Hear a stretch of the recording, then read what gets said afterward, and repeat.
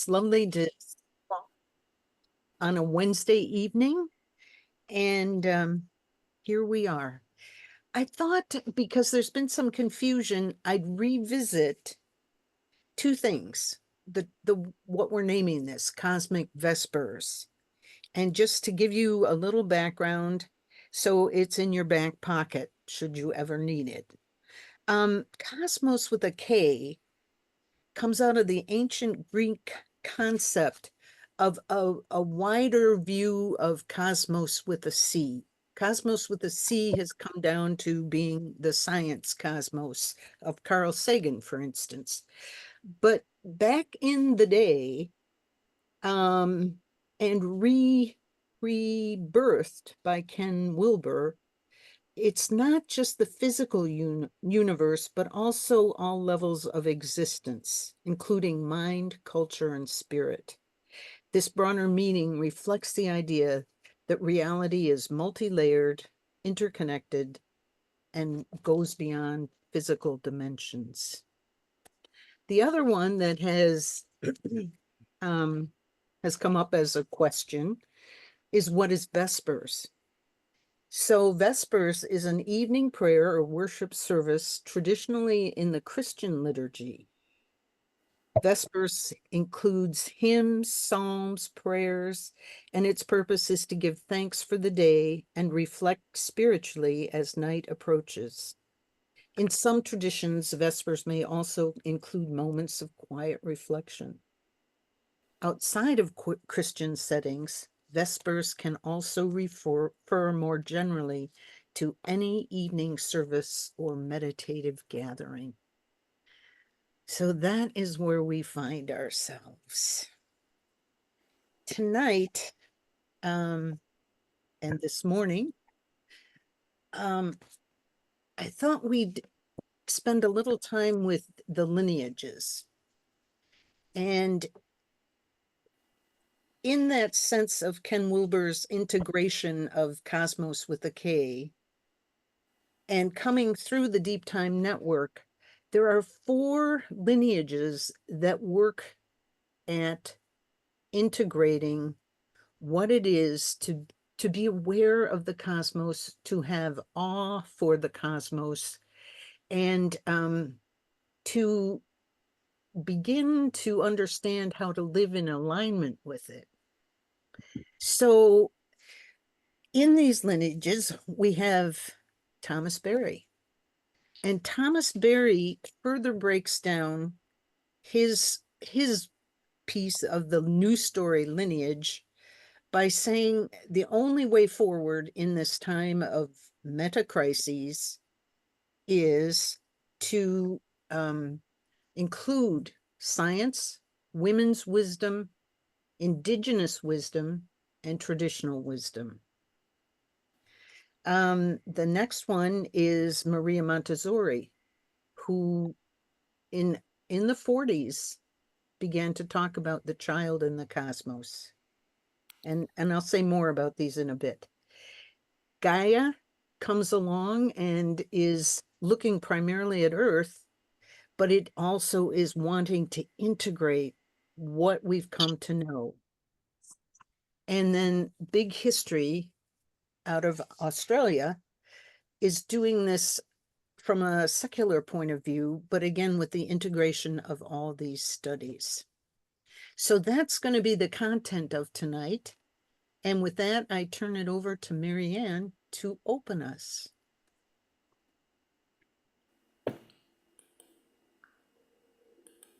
Thank you, Penny. Thank you all for being here. And before we start, I was just struck by the need for us, even before we have our opening. I'm going to light a candle. If you have one there, please join me. If you don't, that's fine. Light a candle in your eye, hold the light in your heart. I always think of the first flaring forth, and I think of enlightenment, the light of knowing, the light of knowledge, the light of GNOSIS. And I want us to just maybe close our eyes, ground our feet, and breathe and send some love to all the people on the planet suffering because Gaia, Mother Gaia, has been insulted, and the homeostasis of the planet is upset so dramatically that events like Hurricane Milton are occurring. Of course, that's the biggest in our consciousness right now, but it's not the only one. We have fires, we have other floods, mudslides, you name it. And also I want to think about the other man-made, human-made problems, the disputes, the war. I'm remembering a walk I did for Ukraine almost 2 years ago. And now we have Gaza over a year ago, and now we've got Lebanon. So just send some love and equilibrium, some harmony. I always think of metanoia, a change of heart now. Thank you. And so with this in mind, and not just this in mind, but Penny has a theme for this evening, and I just have a short opening. I want us to let's see now. Uh-oh. I just have to pull up the slide. It'll just take me a minute.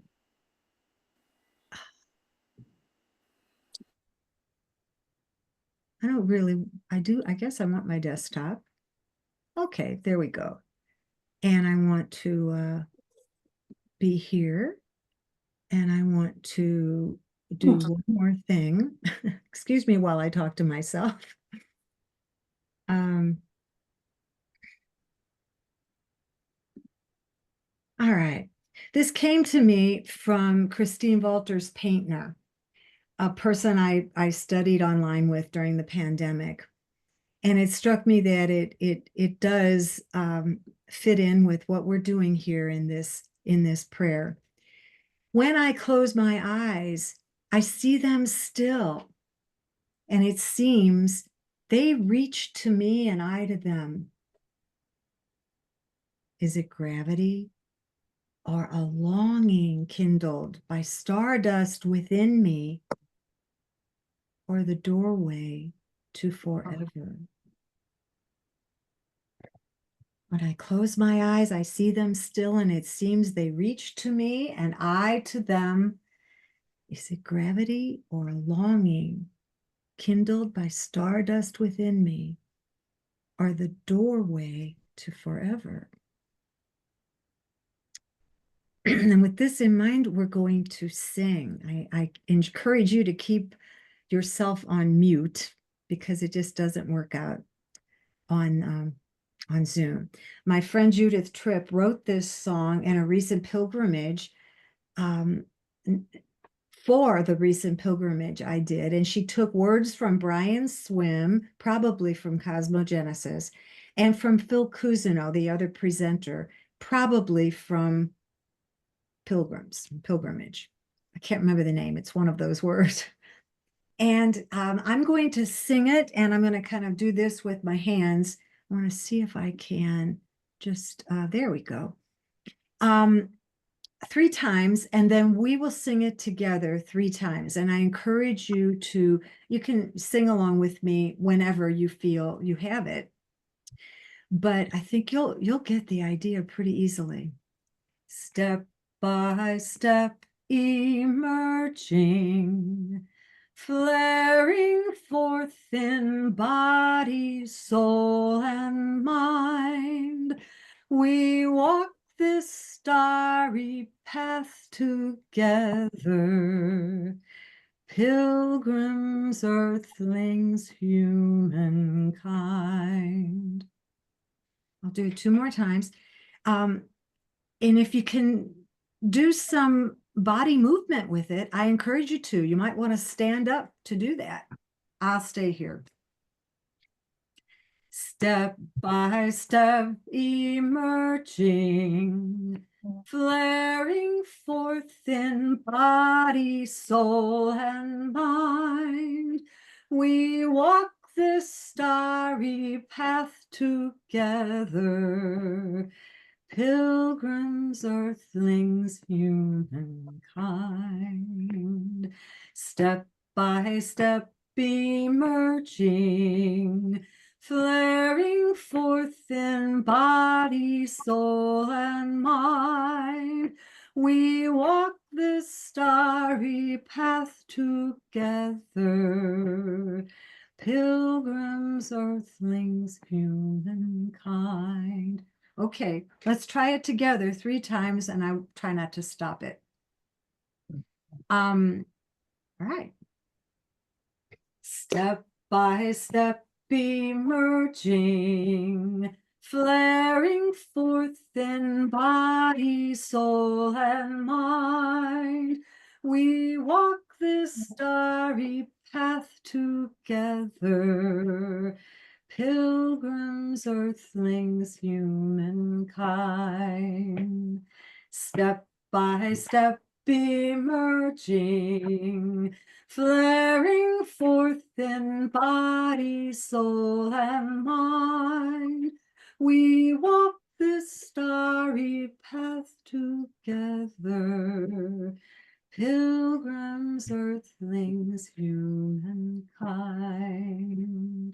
Step by step emerging, flaring forth in body, soul, and mind. We walk this starry path together, pilgrims, earthlings, humankind. Thank you, and I'm sorry if I did that last little bit differently a few times.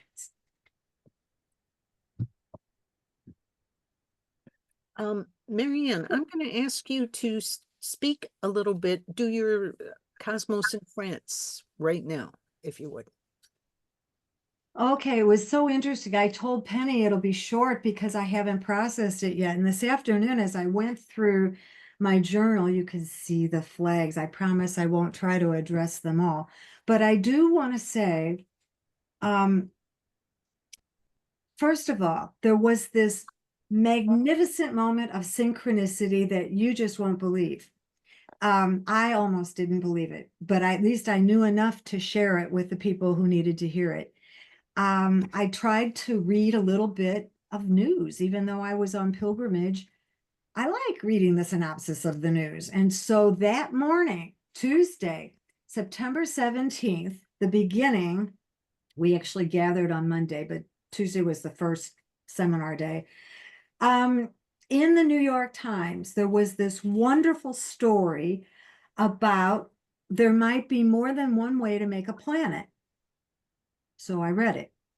And the idea was that it was more top down, fertile material circling a young star rapidly collapse into a planet. It was about gravitational instability, which of course, Brian Swin majored in gravity. He knew about that, right? And there was a graduate student working on this project, but at a different institution, the University of Victoria in Canada.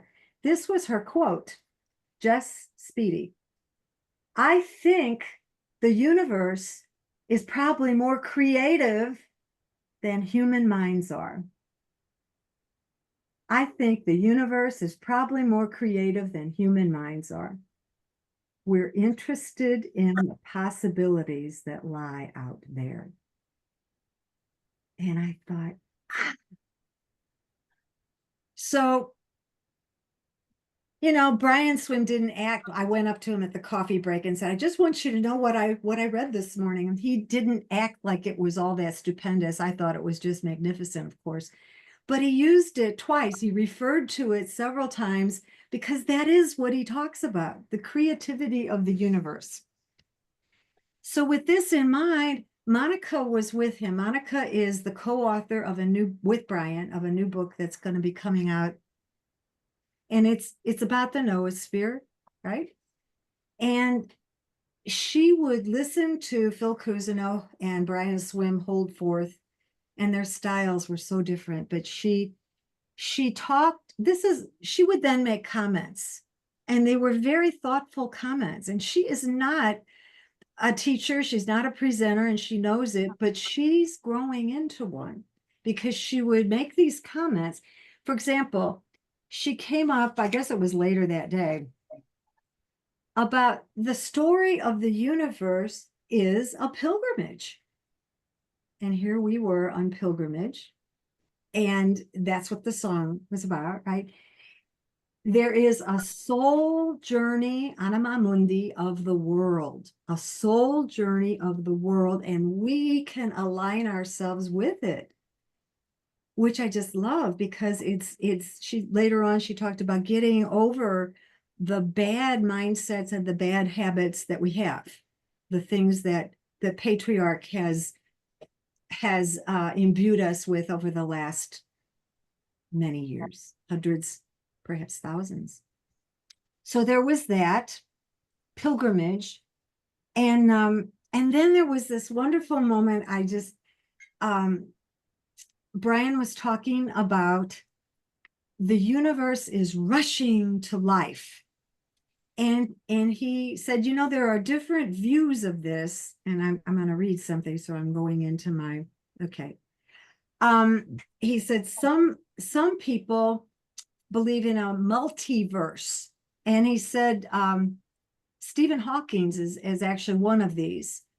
And some people think, oh yeah, there's another Earth out there somewhere, and several others, and we just have to find them one day.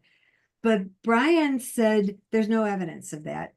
He doesn't agree with Hawking's, and he said it disregards the absolute elegance and awesomeness with which our planet evolved. And it took me back. This, if you don't review, I'm just reviewing it with you. This is from the book, The Journey of the Universe, because I thought of this right away that day. And one of the most spectacular features of the observable universe is the elegance of its expansion. And he goes on to say, if the rate of expansion had been slower, even slightly slower, even 1/1,000,000% slower, the universe would have recollapsed. It would have imploded upon itself, and that would have been the end of the story. Conversely, if the universe had expanded a little more quickly, even 1/1,000,000% more quickly, the universe would have expanded too quickly for structures to form. It would have simply diffused into dust with no structures to bring forth life. So first of all, that absolutely grabbed me. But the second piece that grabbed me is how the surface temperature of the Earth cannot vary too far in either direction, or life will disappear. Our planet's average temperature was thought to be fortunate, a fortunate consequence of being just the right distance from the sun, 93 million miles. But thanks to the 20th century discovery of nuclear fusion and the structure of stars, we now know that over the past 4 billion years, our sun has increased its temperature by nearly 25%. The astonishing implication of this is that Earth has adapted itself so as to remain in the narrow band that enables life to flourish. Earth is a creative community of beings that reorganizes itself age after age so that it can perpetuate and even deepen its vibrant existence. This dynamic is possible because of life's most essential capacity, its power to adapt. That's pretty creative, isn't it? Pretty creative. And absolutely, finally, for now,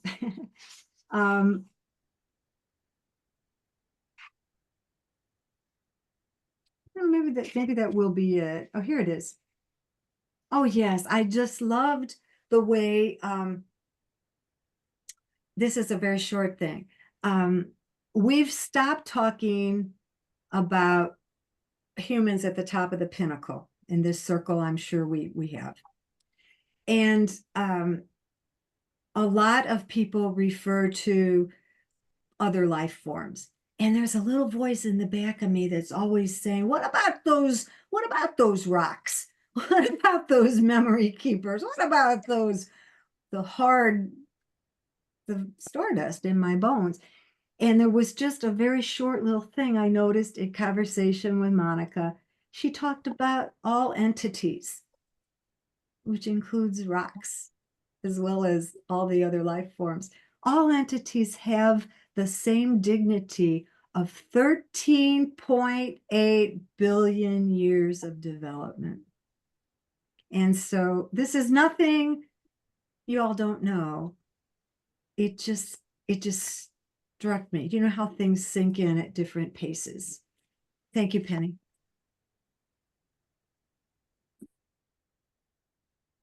Well, how lovely are those reflections. Matt Fox has been writing a lot about the cosmos lately.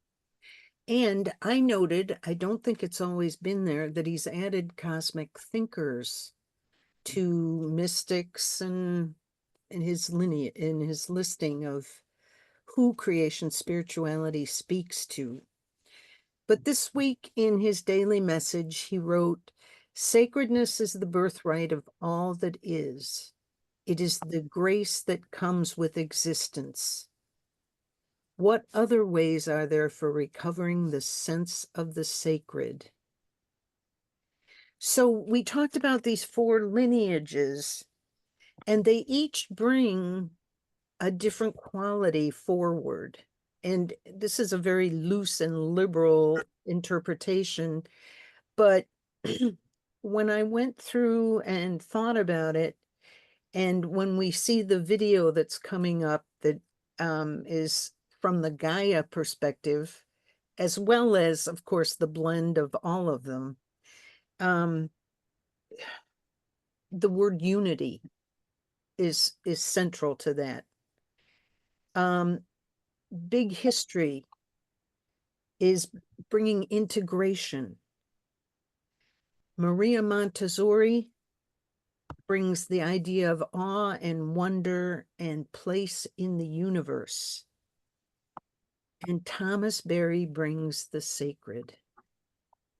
And so as we sit and contemplate our universe that we are getting so much more information on than any other time, we get to walk with the two-eyed lens. We get to, which is from the Micmac tradition, and it's this idea that from going forward on Earth today, we all need to bring our Western perspective because it's in us, and that includes science and what we've learned from many years of study, and the indigenous or the holistic view. And it's not one or the other, it's both. So we're going to be looking at an exquisite video that was put together by Jude Curran. She is a physicist and perhaps a multi-dimensional person, more in the Barbara Marx Hubbard way of seeing the future. So she put this together because of our place in time today, and that our world is needing a new way forward. And so just sit back. It's going to be about 14 minutes, I think, and savor what it brings forward.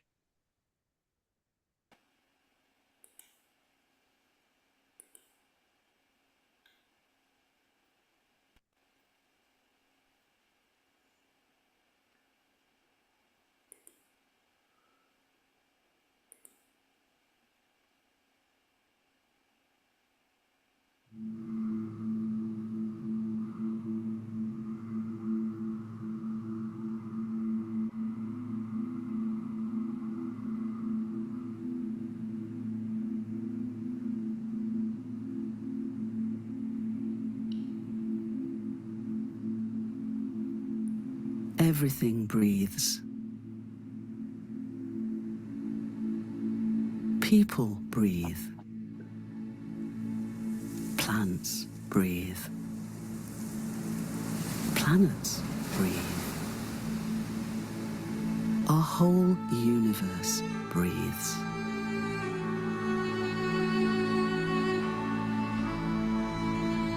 Our universe began to breathe nearly 14 billion years ago.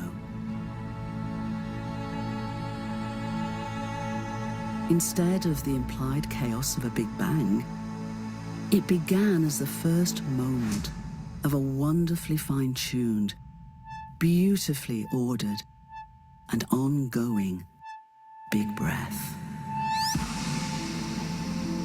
Like a baby, it was born as simple as possible to be able to grow and vitally to evolve. As its big breath continued, with space expanding from its minuscule birth and time flowing from past to present to future,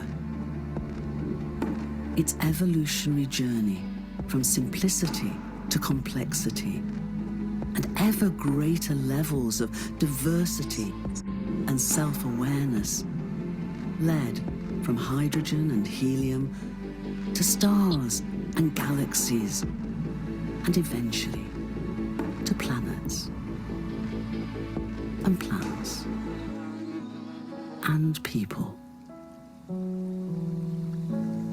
The hydrogen in the water of our bodies and in the waters of our planetary home Gaia is only a few minutes younger than our universe. All else that makes up us and Gaia was created in stars billions of years ago. Our story is the story of our universe. Yet what really is the reality of our universe? And who really are we?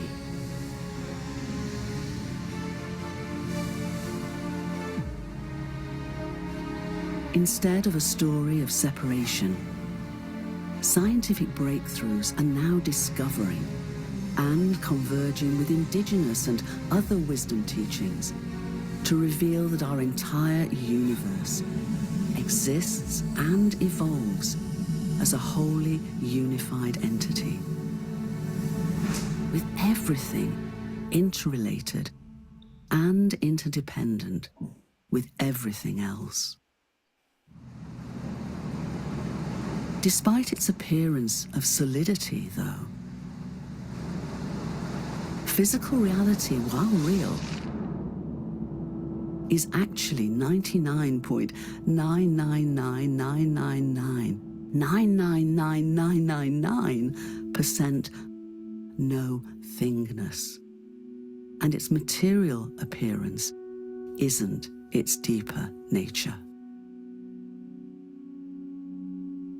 Evidence at all scales is discovering that its energy and matter and space and time are its appearance, not its deeper nature.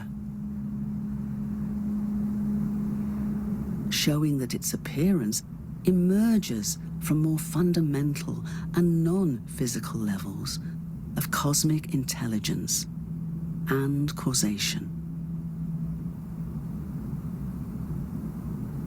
Underlying causation and all-pervasive cosmic intelligence that, expressing itself as information, is the fundamental substance of our universe.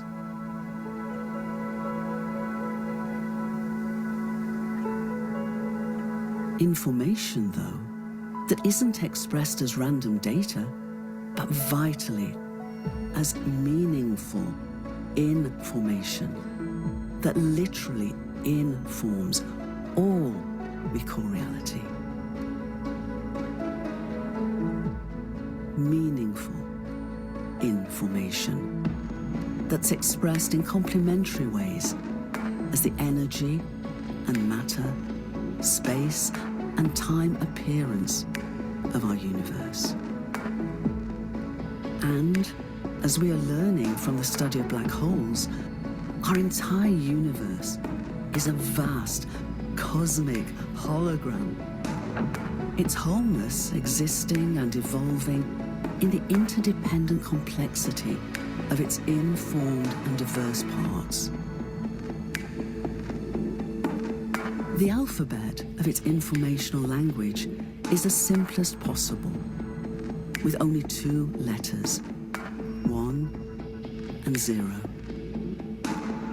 Just as in our digitized technologies, they're combined meaningfully to inform and make up all we call reality, from hydrogen to stars to planets and plants and people.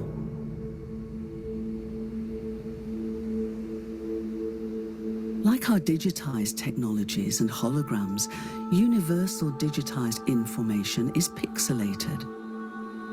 The scale of our universe's pixelation, though, is more than 1 trillion times smaller than our best high-definition technologies.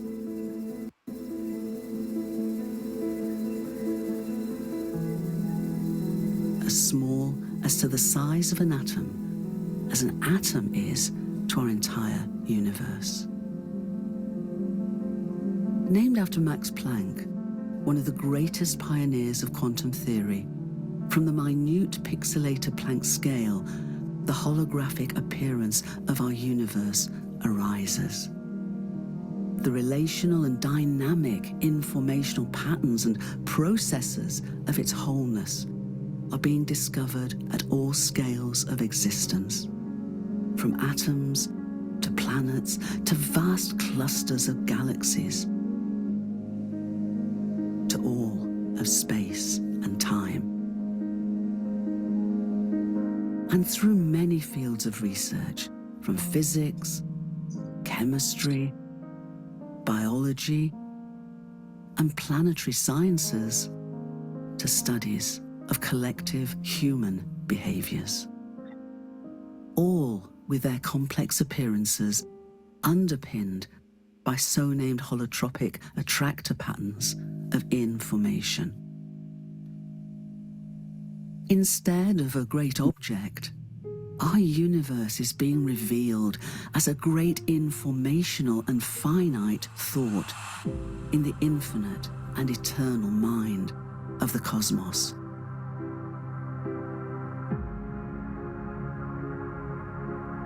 We don't have mind and consciousness. We and the whole world are mind and consciousness. While we are each unique, we are inseparable from each other, our planetary home, and our entire universe.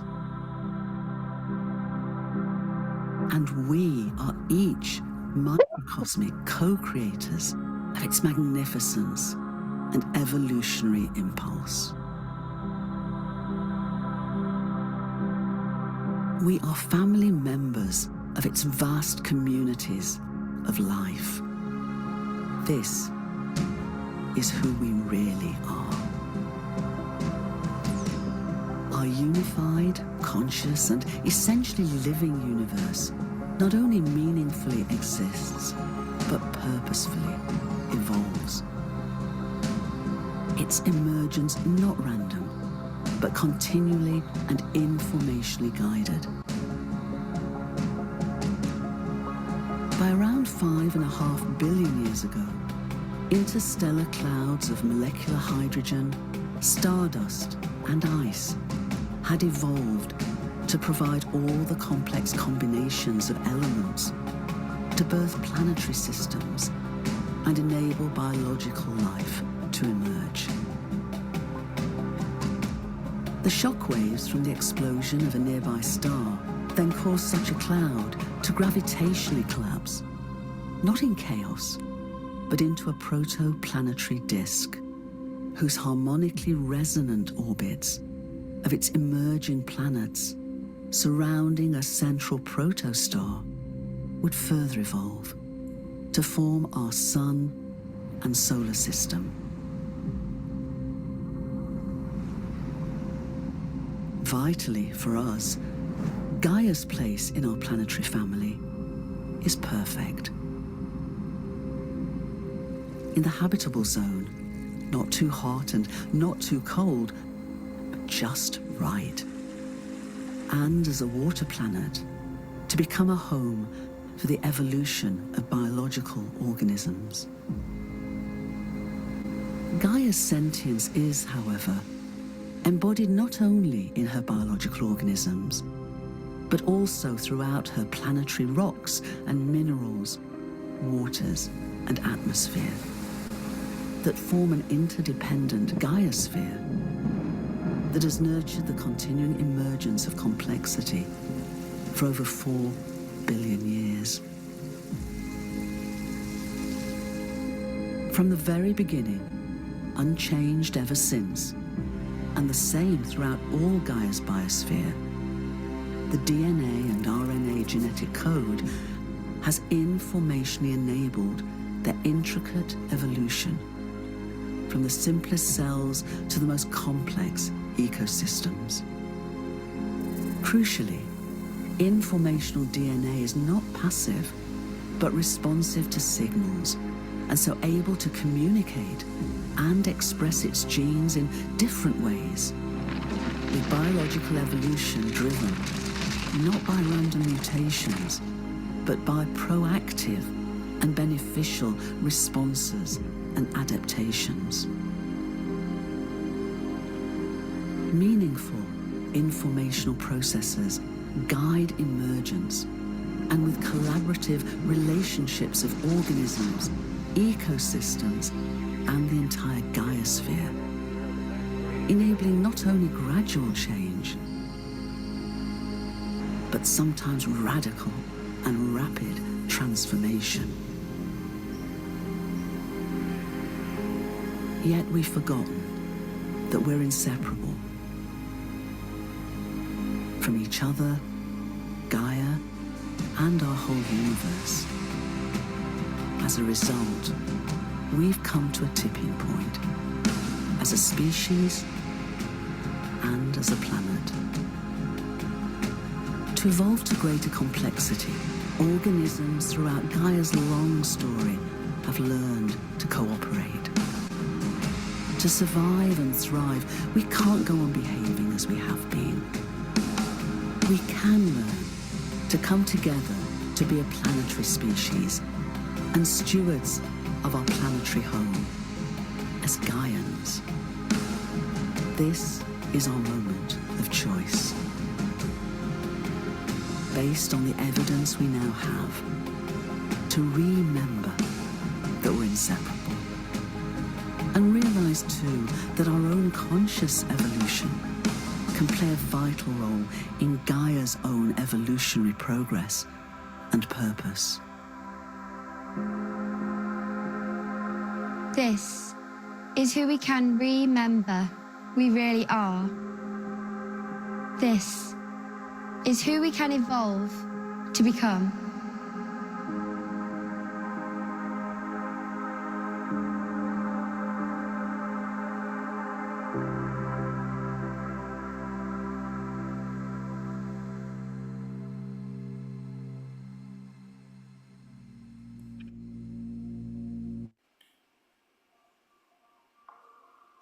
So, taking what you just watched,